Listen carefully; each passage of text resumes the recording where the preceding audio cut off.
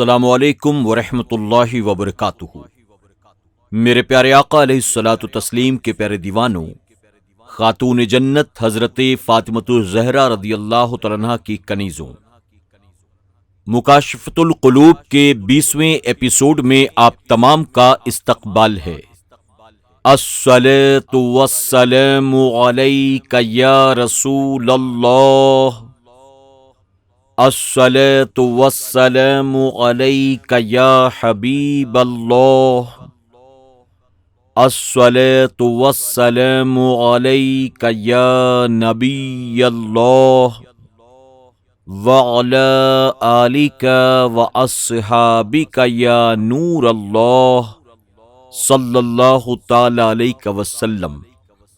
میرے پیارے آقا علیہ الصلاۃ والتسلیم کے پیارے دیوانوں، خاتون جنت حضرت فاطمۃ الزہرا رضی اللہ تعالیٰ عنہا کی کنیزوں، پچھلے 2 ایپیسوڈ سے ہم اور آپ 16ویں باب سے عداوت شیطان کے تعلق سے درس سماعت کر رہے ہیں۔ آئیے اسی باب سے آگے کا درس ہم سنتے ہیں۔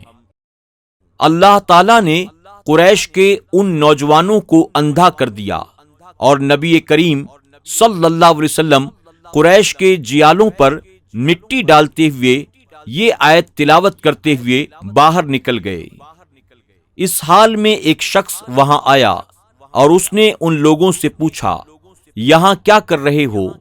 انہوں نے کہا، ہم محمد صلی اللہ علیہ وسلم کے منتظر ہیں۔ اس نے کہا، خدا کی قسم، وہ تمہارے سروں پر مٹی ڈالتے ہوئے نکل گئے اور اللہ تعالیٰ نے تمہیں ذلیل و رسوا کر دیا۔ اب تم یہاں کھڑے کیا کر رہے ہو؟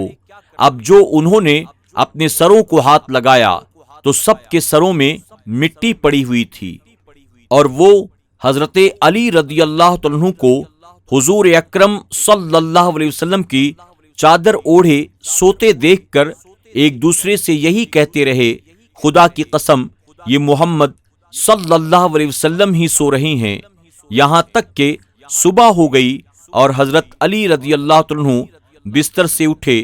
ان کو دیکھ کر یہ لوگ بہت شرمندہ ہوئے اور کہنے لگے، اس شخص نے واقعی سچ کہا تھا۔ اسی واقعے پر یہ آیت نازل ہوئی۔ مفہوم: اور جب کفار مکہ آپ کے ساتھ فریب کر رہے تھے، وہ آپ کو سخت زخمی یا قتل کر دیں، گھبراؤ نہیں، ہر مشکل کے بعد آسانی ہوتی ہے اور ہر چیز ایک مقرر وقت تک رہتی ہے۔ مقدر ہم سے زیادہ باخبر ہے اور ہماری تدبیروں پر اللہ کی تدبیر غالب رہتی ہے۔ حضرت ابن عباس رضی اللہ تعالیٰ عنہ نے فرمان خدا، اور یوں عرض کرو کہ اے میرے رب، مجھے سچی طرح داخل کر اور سچی طرح باہر لے جا، اور مجھے اپنی طرف سے مددگار غلبہ دے۔ بنی اسرائیل پارہ 15۔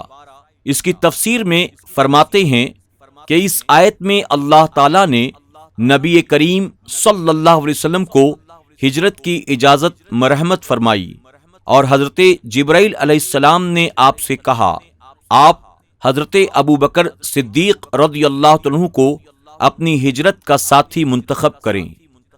حاکم کی روایت ہے، حضرت علی رضی اللہ عنہ کہتے ہیں کہ حضور اکرم صلی اللہ علیہ وسلم نے حضرت جبرائیل علیہ السلام سے پوچھا، میرے ساتھ کون ہجرت کرے؟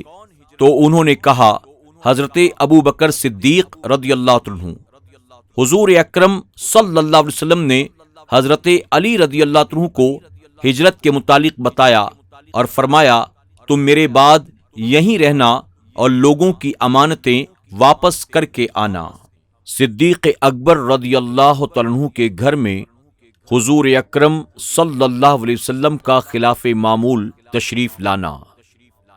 حضرت عائشہ صدیقہ رضی اللہ تعالیٰ عنہا سے مروی ہے، ہم گھر میں بیٹھے ہوئے تھے اور دوپہر کا وقت تھا۔ طبرانی نے حضرت اسماء سے روایت نقل کی کہ حضور اکرم صلی اللہ علیہ وسلم مکہ معظمہ میں 2 مرتبہ صبح اور شام ہمارے گھر تشریف لایا کرتے تھے، مگر ایک دن زوال کے وقت آپ تشریف لے آئے۔ میں نے اپنے والد ابو بکر صدیق رضی اللہ تعالیٰ عنہ سے جا کر کہا، ابا جان، نبی کریم صلی اللہ علیہ وسلم آج خلاف معمول چہرے پر کپڑا لپیٹے تشریف لائے ہیں۔ حضرت ابو بکر صدیق رضی اللہ تعالیٰ عنہ نے کہا، خدا کی قسم، حضور کسی اہم کام کے لیے ہی اس وقت تشریف لائے ہوں گے۔ حضرت عائشہ صدیقہ رضی اللہ تعالیٰ عنہ کہتی ہیں کہ حضور اکرم صلی اللہ علیہ وسلم نے اجازت طلب کی اور اندر تشریف لائے۔ حضرت ابو بکر صدیق رضی اللہ تعالیٰ عنہ نے آپ کے لیے چارپائی خالی کر دی۔ جب حضور صلی اللہ علیہ وسلم تشریف فرما ہو گئے تو آپ نے فرمایا، ان دونوں کو باہر بھیج دیا جائے۔ صدیق اکبر رضی اللہ تعالیٰ عنہ نے عرض کی، حضور، یہ عائشہ اور اسما آپ ہی کا گھرانہ ہے۔ ایک روایت یہ ہے کہ انہوں نے کہا، حضور مطمئن رہیں، یہ میری بیٹیاں ہیں۔ حضور اکرم صلی اللہ علیہ وسلم نے فرمایا، مجھے رب ذوالجلال نے ہجرت کی اجازت دی ہے اور تم میرے ساتھ رہو گے۔ عائشہ صدیقہ رضی اللہ تعالیٰ عنہ کہتی ہیں، ابو بکر صدیق رضی اللہ تعالیٰ عنہ یہ بات سنتے ہی شدت جذبات سے رو پڑے اور عرض کی، حضور، میری ان سواریوں میں سے ایک سواری آپ پسند فرما لیجئے۔ حضور اکرم صلی اللہ علیہ وسلم نے فرمایا، میں قیمت دے کر لوں گا۔ ایک روایت میں ہے کہ آپ نے فرمایا، چاہو تو ایک میرے ہاتھ بیچ دو۔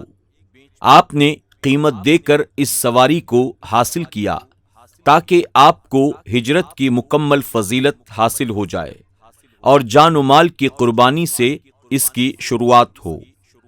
حضرت عائشہ صدیقہ رضی اللہ تعالیٰ عنہ فرماتی ہیں، ہم نے جلدی جلدی سفر کا سامان درست کیا۔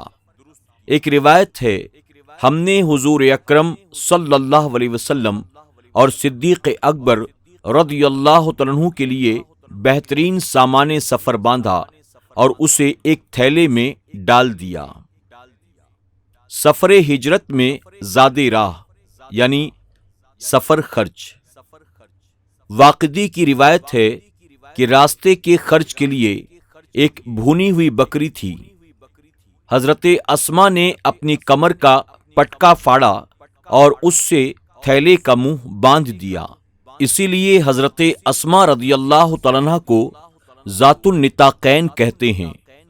حضرت عائشہ صدیقہ رضی اللہ تعالیٰ عنہ فرماتی ہیں، حضور اکرم صلی اللہ علیہ وسلم اور حضرت ابو بکر صدیق رضی اللہ تعالیٰ عنہ نے 3 راتیں غار ثور میں گزاری۔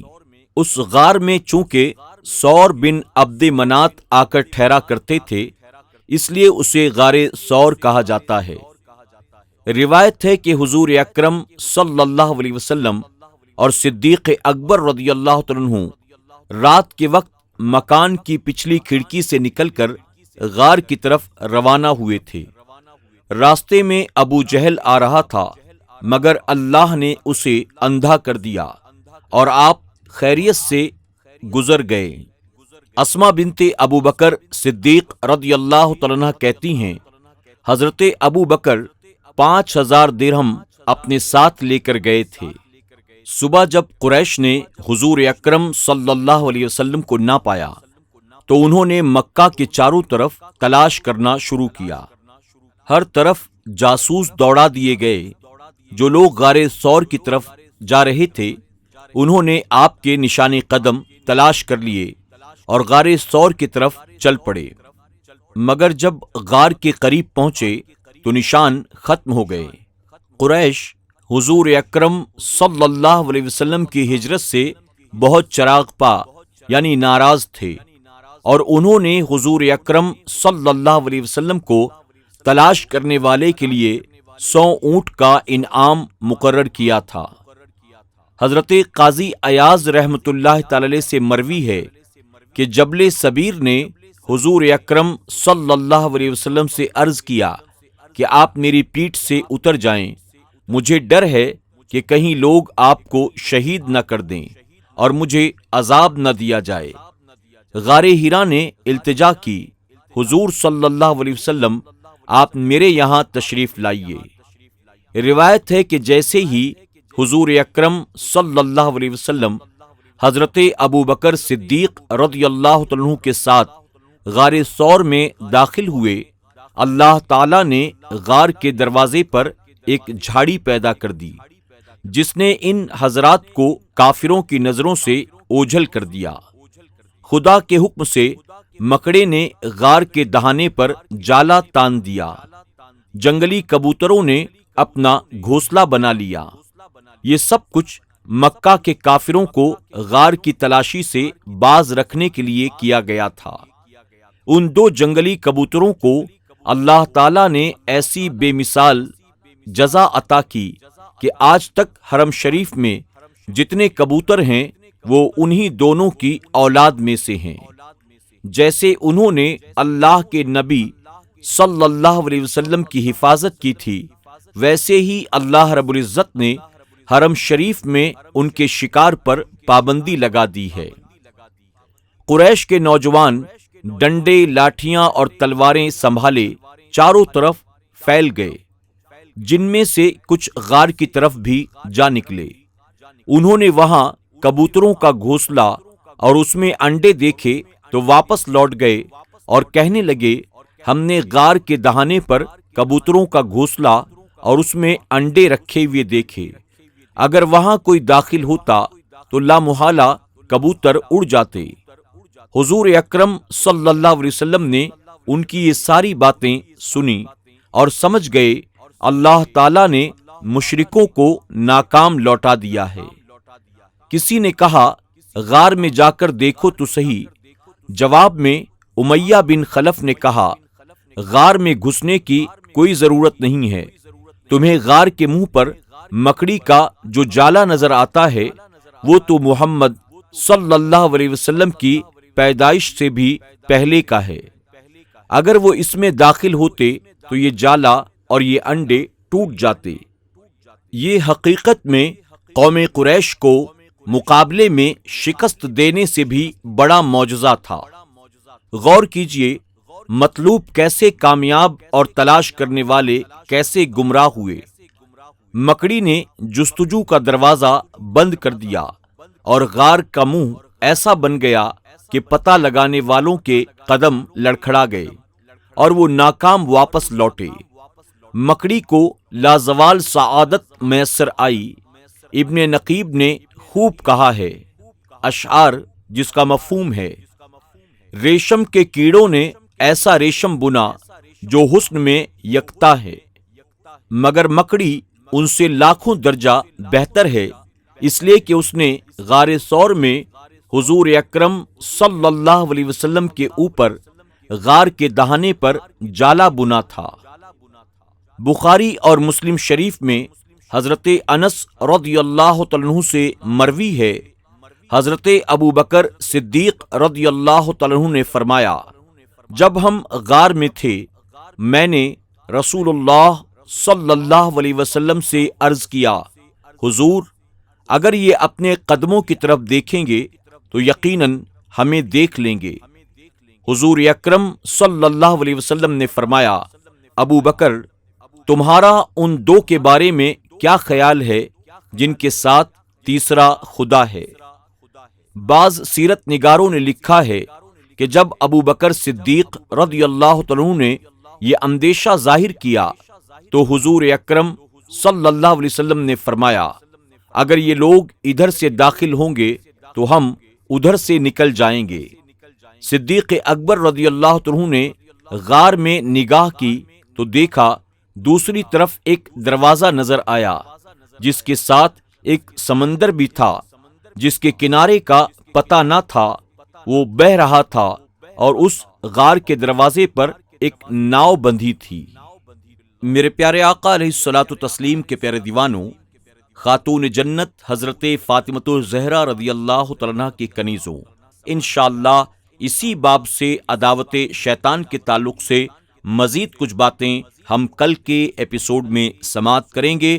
آپ سے گزارش ہے کہ آپ اسے زیادہ سے زیادہ شیئر کر کے اس کار خیر کا حصہ بنیں۔ اپنا خیال رکھیں اور اپنی دعاؤں میں ہمیں ضرور یاد رکھیں۔